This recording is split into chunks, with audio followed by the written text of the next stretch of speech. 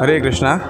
આપણી સાથે ભાવનગરની જ્ઞાનમંજરી વિદ્યાપીઠના સંસ્થાપક શ્રી નાગરાણી સાહેબ ઉપસ્થિત છે, જે ભગવદ્ ગીતા મૂલ્ય શિક્ષણ સ્પર્ધામાં પધાર્યા છે અને ઇનામોત્તર સમારોહમાં એટલું બમૂલ્ય યોગદાન છે એમનો અને સમય આ ફાળવ્યો છે. તો એ કાર્યક્રમમાં એમનો શું ફીડબેક છે પ્લીઝ અમે જાણીએ. હરે કૃષ્ણ. આજરોજ અહીંયા ઇસ્કોન મંદિર ભાવનગરમાં મૂલ્ય શિક્ષણ સ્પર્ધાના જે વિજેતાઓ છે એ બધા બાળકો, એમની શાળાના શિક્ષકો, સંચાલકો અને એમના વાલીઓ સાથે એક સુંદર ઇનામ વિતરણનું આયોજન થયું અને એમાં મને મોકો મળ્યો તો હું મંદિરનો પણ આભારી છું.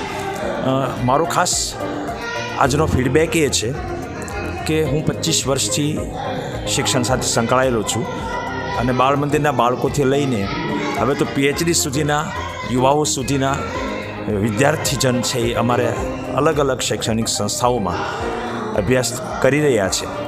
જે એક વસ્તુ ખૂટતી મને દેખાય છે એ મૂલ્ય શિક્ષણ છે.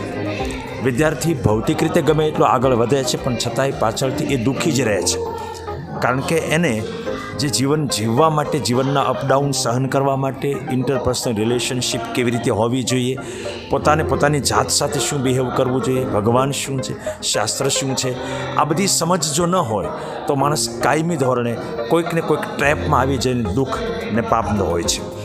તો આ ઇસ્કોનના અભિયાન દ્વારા બાળકોમાં શ્રીમદ ભગવદ્ ગીતા કે જે જીવન જીવવાનું એક મેન્યુઅલ કહી શકાય સાદી ભાષા, એના થ્રુ એક જાગૃતિ લાવી રહ્યા છે. એ ખૂબ સરાહનીય છે અને આપણા સમગ્ર સમાજ માટે એ ખૂબ ઉપયોગી કાર્ય થઈ રહ્યું છે.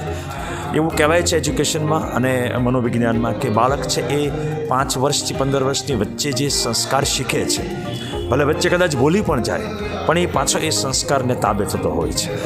એટલે નાનપણમાં જ બાળકોને આ મૂલ્ય શિક્ષણ આપવાની જે પહેલ કરી છે ઇસ્કોને, એ ખૂબ ધન્યવાદને પાત્ર છે અને આપણે બધે સમાજ, વાલી, શિક્ષણ સંસ્થાઓ એમનું દાયિત્વ બને છે કે આ મુહિમને, મૂલ્ય શિક્ષણની મુહિમને આપણે બધા આપણા રૂટીન ક્યુરિક્યુલમની અંદર ઇન્કલ્કેટ કરી અને વધુને વધુ વેગ આપી તો જ એક સારા નાગરિક, સારા સમાજ અને સારા દેશનું નિર્માણ થઈ શકશે.